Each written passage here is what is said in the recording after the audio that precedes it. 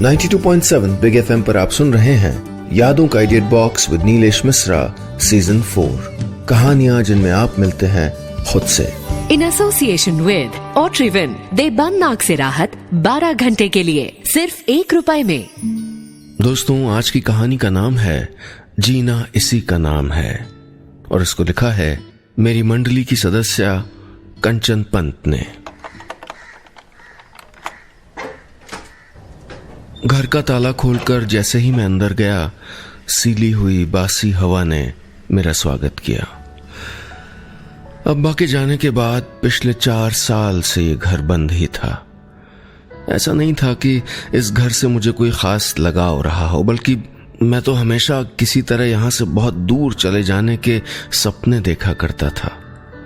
बड़े शहर में रहने के, अमीर बनने के और अपने बच्चों का हीरो बनने के सपने देखा करता था, वो जो अब्बा मेरे लिए कभी नहीं बन पाए।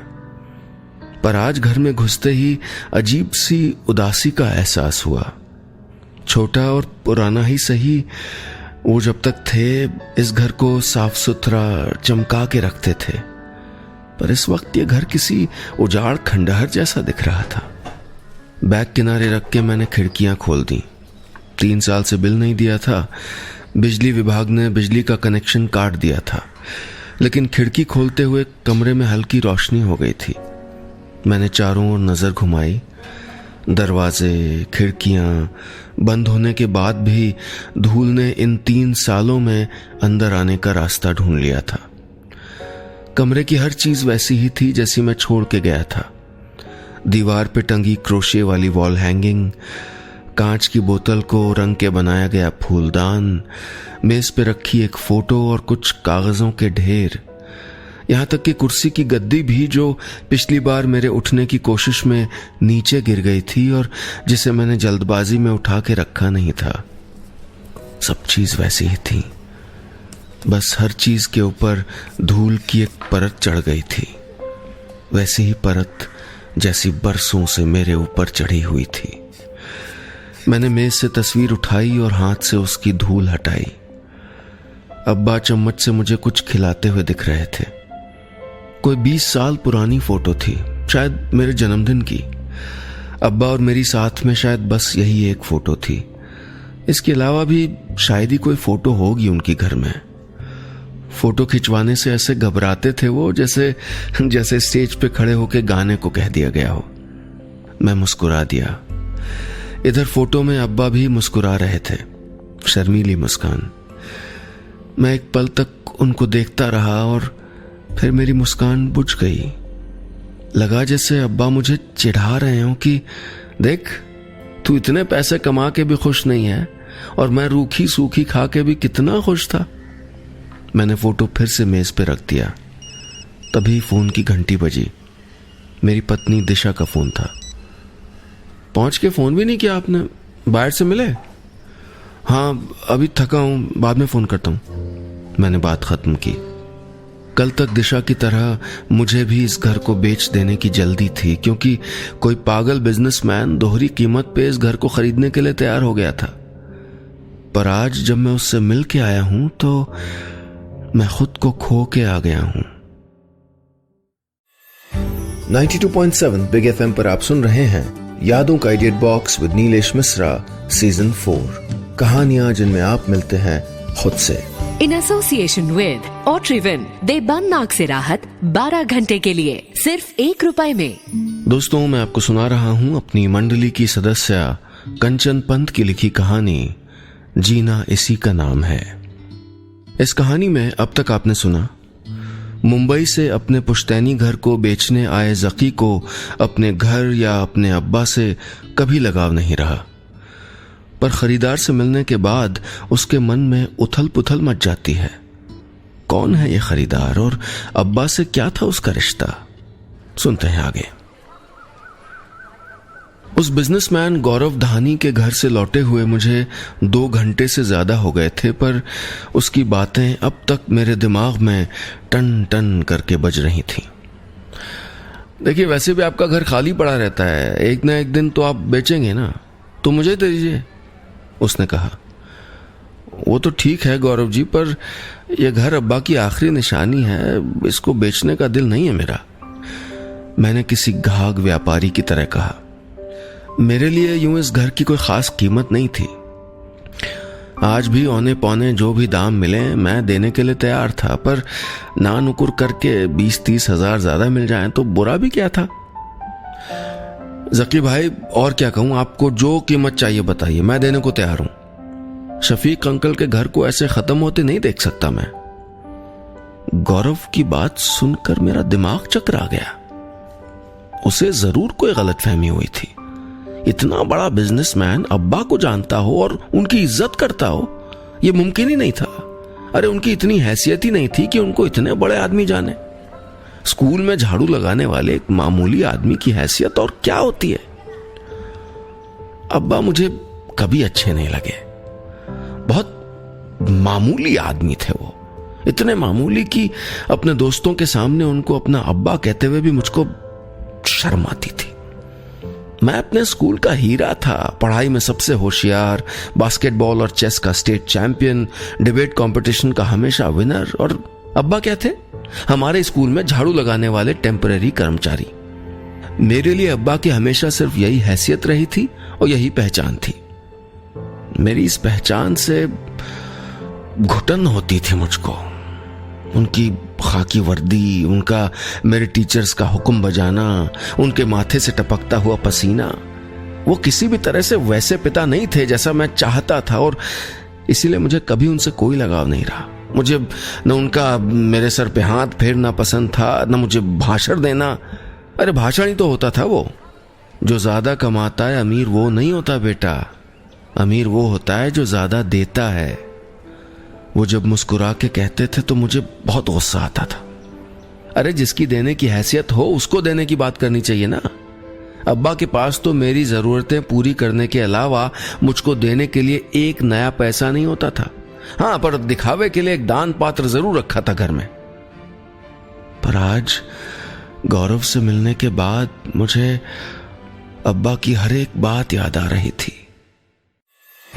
92.7 बिग एफएम पर आप सुन रहे हैं यादों का edit box with Nilesh Mishra season 4, कहानियां जिनमें आप मिलते हैं खुद से। इन एसोसिएशन विद ऑट्रिविन, देबन नाक से राहत 12 घंटे के लिए सिर्फ ₹1 में। दोस्तों, मैं आपको सुना रहा हूं अपनी मंडली की सदस्य कंचन पंत की लिखी कहानी जीना इसी का नाम है। इस कहानी में अब तक आपने सुना पुश्तैनी मकान बेचने के लिए जकी मुंबई से आए एक शख्स से मिलता है जो उसके अब्बा के खस्ता हाल घर को मुंह मांगी कीमत पे खरीदना चाहता है। अब्बा से जकी को ज्यादा लगाव कभी नहीं रहा। उनके लिए इस अनजान शख्स के मन में इज्जत देखकर क्या बदलेगा उसका दिल, सुनते हैं आगे। कहीं आग लग जाए तो बचाने के लिए दौड़ने वाले सबसे पहले अब्बा होते थे। किसी के घर में शादी हो या मातम, अब्बा मदद करने पहुंच जाते थे। और एक दिन तो बरसात में वो एक भिखारी को घर पे उठा लाए। इतनी बारिश में बेचारा सड़क पे पड़ा भीग रहा था। आज रात की तो बात है, यहीं सो जाएगा, उन्होंने कहा। उनकी इन हरकतों पे शुरू में मुझको हंसी आती थी, पर अब गुस्सा आने लगा था। उससे भी ज्यादा गुस्सा इस बात पे आता था कि कहने के लिए उनके पास कुछ नहीं था, लेकिन वो खुश ऐसे रहते थे जैसे सारी दुनिया की दौलत के मालिक हों। सर ऐसे उठा के चलते जैसे कहीं के बादशाह हों। जकी जरा बड़ी मस्जिद तक चलेगा मेरे साथ, अब्बा हर संडे को मुझसे पूछते थे। एक तो मेरी मस्जिद जाने में दिलचस्पी नहीं थी। उस पर मुझे यह नहीं समझ आता था कि सारी दुनिया जुम्मे की नमाज के लिए बड़ी मस्जिद जाती थी, पर अब्बा को इतवार को क्यों जाना होता था। मैंने उनसे कभी पूछा नहीं, पूछने की जरूरत भी क्या थी। मेरे लिए तो अच्छा ही था। वो 3-4 घंटे के लिए घर पे होते नहीं थे और मैं सुकून से सोता था, गाने सुनता था या कभी कभार दोस्तों के घर भी चला जाता था। यार, अगार बस्ती में तेरे कोई रिश्तेदार रहते हैं क्या? सुना तेरे अब्बा हर इतवार वहां जाते हैं, एक दिन मेरे साथ पढ़ने वाले वसीम ने कहा। कुछ उसकी आवाज में छुपा व्यंग था, कुछ बाकी दोस्तों की भेद भरी हंसी। मैं गुस्से से उबल गया। अगार बस्ती कोई इलाका नहीं था, एक पुरानी खंडहर हो चुकी फैक्ट्री थी जिसमें भिखारियों और नशेड़ियों ने अपना ठिकाना बना रखा था। शरीफ लोग उस तरफ जाने से भी हिचकते थे, और अब्बा, उन्हें क्या पड़ी थी वहां जाने की? ये तो हद हो गई थी। मुझे दुनिया भर के पाठ पढ़ाते थे वो, और खुद वहां उन नशेड़ियों के साथ घूमते थे। गुस्से में दंदनाता हुआ मैं घर पहुंचा तो देखा कि वो पोटली में कुछ पुराने कपड़े, चादर और कंबल वगैरह बांध रहे थे।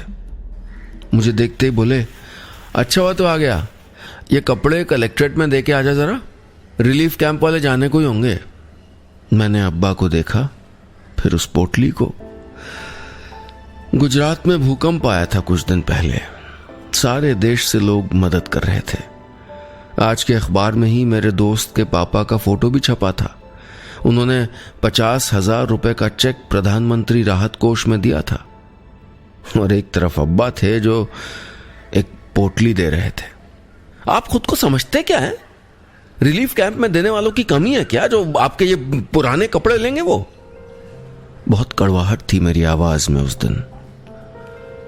मदद करने के लिए दिल चाहिए ज़की, पैसे नहीं। अब्बा ने कहा, हाँ, आप ही की मदद की वजह से टिकी हुई है दुनिया। मैंने झल्लाते हुए कहा और बाहर निकल गया। उस रात मैं घर पे नहीं रुका, मैं अपने एक दोस्त के घर चला गया। जब से मेरा देश के सबसे बड़े इंजीनियरिंग कॉलेज में एडमिशन हुआ था, मेरे दोस्त बनने लगे थे।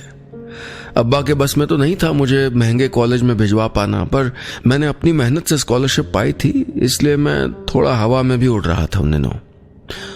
स्कूल के दिनों में जो लड़के मुझको ज्यादा भाव नहीं देते थे, वो भी अब मेरे आगे पीछे घूमने लगे थे। मुझे यकीन हो गया था कि अब्बा की वजह से आज तक जो मुझको शर्मिंदगी झेलनी पड़ी थी, अब मैं उसको धो सकूंगा। और वाकई इंजीनियर बनने के बाद मैंने उस शर्मिंदगी को धो भी दिया था। ऐसा नहीं कि मैंने अब्बा को कभी समझने की कोशिश नहीं की, पर मैं समझ नहीं पाता कि बिना किसी स्वार्थ के कोई हमेशा दूसरों की मदद कैसे कर सकता है। चलो, पैसे का मोह नहीं था उनको, लेकिन नाम कौन नहीं चाहता? वो जानते थे कि ये सब करके न वो अमीर बनेंगे, न अखबारों में उनकी तस्वीर छपेगी, न ही उनका कोई नाम जानेगा। फिर भी हर शाम वो सरकारी अस्पताल में अकेले मरीजों का दर्द बांटने पहुंच जाते। इंसान तो छोड़ो, मोहल्ले के आवारा कुत्तों पे भी उनका प्यार बरसता था। रोज सुबह काम पे जाते वक्त वो एक थैली में उनके लिए रोटियां भर के ले जाते। एक दिन मैं दोस्तों के साथ स्कूल जा रहा था कि तभी गोल चक्कर के पास वाले मैदान में अब्बा को देख के मेरे कदम रुक गए। 15-20 कुत्ते अब्बा के सामने बैठे थे और अब्बा उनको पुचकारते हुए न जाने क्या क्या बातें किए जा रहे थे। ऐसे मौकों पे अक्सर मैं किनारे से निकल जाया करता था, पर उस दिन मैं उनको देखता रह गया था। उनके चेहरे पे जो सुकून था वो भुलाए नहीं भूलता। आज मैं अच्छा कमाता हूं, मेरी पत्नी भी एक मल्टीनेशनल कंपनी में अच्छी पोजीशन पे है, सब अच्छा है जिंदगी में, पर मेरे चेहरे पे कभी वो खुशी क्यों नहीं होती जो अब्बा के चेहरे पे होती थी? मैं क्यों ऐसी निश्चिंत नींद नहीं सो पाता जैसे अब्बा सोते थे? इस सवाल ने आज मेरा चैन छीन लिया था। 92.7 बिग एफएम पर आप सुन रहे हैं यादों का edit box with Nilesh Mishra season 4, कहानियां जिनमें आप मिलते हैं खुद से। इन एसोसिएशन विद ओट्रिविन, दे बन नाक से राहत 12 घंटे के लिए सिर्फ ₹1 में। दोस्तों, मैं आपको सुना रहा हूं अपनी मंडली की सदस्य कंचन पंत की लिखी कहानी जीना इसी का नाम है। इस कहानी में अब तक आपने सुना अपने अब्बा के खस्ताहाल घर को बेचने के लिए अपने शहर लौटे ज़की ने पहली बार अपने पिता के लिए इज्जत को महसूस किया। उसको ये एहसास कराने वाले उस अनजान शख्स के बारे में जानने के लिए वो अपनी मुंह बोली बुआ से मिलने जाता है। क्या इस शख्स की सच्चाई जान के उसको होगा अपने अब्बा की शख्सियत का एहसास? सुनते हैं आगे। कल जब मुंबई से निकला था तो अब्बा मेरी यादों में कहीं नहीं थे, और आज उनके अलावा मैं कुछ नहीं सोच पा रहा था। कौन था ये गौरव धानी, और अब्बा के घर से उसको इतना लगाव क्यों था? बेचैनी जब हद से ज्यादा बढ़ गई तो मैं बाहर निकल आया और बिना मकसद के घूमने लगा। एक बोझ जैसा महसूस हो रहा था सीने पर, जिसको उतारने का कोई रास्ता नहीं नजर आ रहा था। अरे जकी, तू कब आया बेटा? एक जानी पहचानी आवाज सुनकर मैं मुड़ा तो पार्वती बुआ को सामने खड़ा पाया। मेरे स्कूल के सामने जो चाट का ठेला लगता था वो पार्वती बुआ का था। अब्बा को बहुत मानती थी वो। न जाने कितने सालों से हमारे पड़ोस में रहती थी। कोई 20 साल पहले उनके पति की मौत हुई तो न जाने क्यों मोहल्ले वालों को उनका वहां रहना खलने लगा। एक बार कुछ लोगों ने रात में उनके घर की खिड़कियां तोड़ दी तो एक दिन हमारे दूसरे पड़ोसी अमानत चाचा 5-6 लोगों को लेकर उनका घर खाली कराने पहुंच गए। अमानत चाचा और बुआ के परिवार की घर के कब्जे को लेकर पुरानी दुश्मनी थी और अब अकेली बुआ से उनको कोई डर भी नहीं था। सारा मोहल्ला तमाशा देख रहा था। तभी न जाने कहां से अब्बा पहुंच गए। बहुत हुआ अमानत भाई, आज के बाद इनकी तरफ आंख उठा के भी देखा तो मुझसे बुरा कोई नहीं होगा। अब्बा ने बस इतना ही कहा और अमानत चाचा सर झुकाकर अपने घर लौट गए। सारा मोहल्ला जानता था अमानत चाचा के गुस्से को, पर अब्बा के सामने वो कुछ नहीं बोल पाए। उसी एक बार लगा था मुझे कि अब्बा की भी कोई हैसियत है दुनिया में। कुछ दिनों बाद पार्वती बुआ ने चाट का एक ठेला लगा लिया था। लोग कहते थे कि अब्बा ने उनकी मदद की। स्कूल के पास वाली ये जगह भी उन्होंने ही दिलवाई। बैठ ना, तेरे लिए बिना इमली वाली चाट बनाती हूं, बुआ ने कहा। उन्हें अब्बा ने बताया होगा कि इमली मुझे पसंद नहीं है। नहीं बुआ, आप बैठिए थोड़ी देर अगर टाइम हो तो, मैंने कहा तो प्याज छीलते छीलते उनके हाथ रुक गए। आज तक उन्हें बुआ पुकारना तो दूर, मैंने अच्छी तरह उनसे बात भी नहीं की थी कभी। वो काम छोड़कर मेरे पास आके बैठ गए। मैंने उनको अपने आने का मकसद बताया और उस बिजनेसमैन से हुई बात के बारे में भी बताया और पूछा, कौन है ये गौरव धानी? अब्बा को कैसे जानता है? आपको तो पता होगा ना? जवाब में पार्वती बुआ ने जो बताया वो सुनकर मेरा सर शर्म और ग्लानि से झुक गया।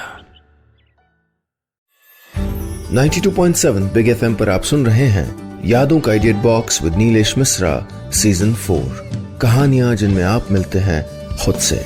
इन एसोसिएशन विद ओट्रिविन, दे बन नाक से राहत 12 घंटे के लिए सिर्फ ₹1 में। दोस्तों, मैं आपको सुना रहा हूं अपनी मंडली की सदस्य कंचन पंत की लिखी कहानी जीना इसी का नाम है।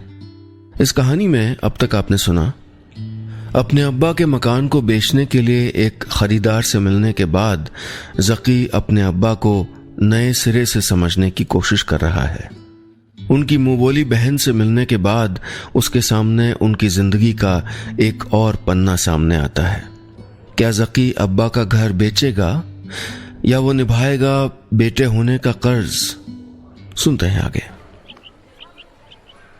तेरे अब्बा की जान बसती थी गौरव में। यहीं तेरे स्कूल के सामने तो भीख मांगता था बेचारा। और आज देखो, बुआ की आंखों में वही चमक थी जो अपने बच्चों को तरक्की करते देख के आती है। बुआ की बात सुन के मैं चौंक गया। भीख मांगता था तो आज इतना बड़ा बिजनेसमैन कैसे? तेरे अब्बा की वजह से बेटा। कोई प्यार देने वाला नहीं होता, सही गलत पे कोई टोकने वाला नहीं होता, कोई रास्ता दिखाने वाला नहीं होता तो इतनी तरक्की थोड़े कर पाता वो, बुआ ने कहा। गौरव तो सिर्फ एक था। उसके जैसे न जाने कितने अनाथ बच्चों के पिता बन गए थे अब्बा। उनके पास पैसे नहीं थे पर बांटने के लिए प्यार खूब था। इतवार को अगार बस्ती इन्हीं बच्चों के लिए जाते थे वो। हफ्ते भर घर घर जाकर उनके लिए कपड़े, किताबें, खिलौने इकट्ठा करते और छुट्टी के दिन उनके साथ वक्त बिताते। दुनिया में इतने पापी हैं, फिर भी जानता है दुनिया टिकी क्यों है? शफीक भाई जैसे कुछ गिनती भर लोगों की वजह से। पार्वती बुआ की आवाज से मेरा ध्यान टूटा तो एहसास हुआ कि मेरी आंखें भरी हुई थीं। मैं कैसे समझता अब्बा को, मैं कैसे उनकी इज्जत करता। उन्हें समझने के लिए उनके जैसा बनना पड़ता है। तेरे अब्बा ने पैसे नहीं कमाए, अखबारों में उनके फोटो भी नहीं छपे, उनका कोई नाम नहीं जानता, पर जानता है दूसरों की मदद करके उन्होंने क्या कमाया? पार्वती बुआ ने पूछा। पहले तक शायद मैं नहीं जानता था, पर अब जान गया था। अब्बा ने नेकी कमाई थी, खुशियां कमाई थी, दुआएं कमाई थी, और इन दुआओं का मोल दुनिया की कोई दौलत नहीं चुका सकती थी। अब्बा के पास ये दुआएं थीं, शायद इसीलिए वो इतने खुश रहते थे। बुआ से मिलने के बाद बहुत बातें साफ हुईं और मेरे मन पे जमी धूल की परत भी। आगे के मोलभाव के लिए अगले दिन मिलना तय हुआ था, पर मैं उसी वक्त उसके घर की ओर चला गया। गौरव जी, मैंने सोच लिया है, मैं अब्बा का घर आपको नहीं बेच सकता। मैंने कहा तो गौरव का चेहरा उतर गया। ऐसा मत कहिए जकी साहब, मैंने शफीक अंकल को वादा किया था। जानता हूं, अनाथ बच्चों को घर देने का वादा ना, पर उसके लिए घर बेचना जरूरी नहीं है। मैंने उसकी बात आधे में ही काट दी। गौरव न समझने वाले अंदाज में मुझे देख रहा था। वैसे तो बेटे का मैंने कोई फर्ज नहीं निभाया है, फिर भी आप मुझे ये हक देंगे कि मैं उनके सपने को पूरा करने में हाथ बटा सकूं? मैंने कांपती हुई आवाज में कहा तो गौरव ने अपना हाथ आगे बढ़ा दिया। अब्बा जैसा बनना तो मुमकिन नहीं था, पर मैंने उनके रास्ते पर चलने का फैसला कर लिया था। और न जाने मुझे क्यों लगा कि अब्बा वहीं खड़े मुस्कुरा रहे थे। बस इतनी सी थी ये कहानी। 92.7 बिग एफएम पर आप सुन रहे हैं यादों का edit box with Nilesh Mishra season 4, कहानियां जिनमें आप मिलते हैं खुद से।